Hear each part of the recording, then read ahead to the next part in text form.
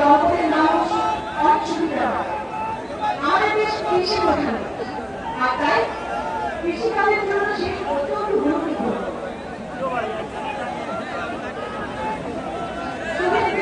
জিয়াউর রহমান সর্বপ্রথম খাল কর্মসূচির সূচনা করেছিলেন।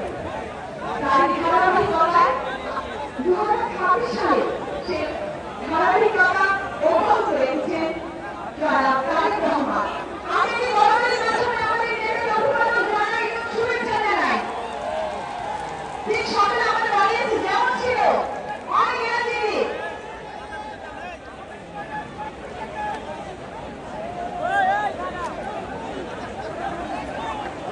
আমাদের প্রধানমন্ত্রী খাদ্য কর্মসূচি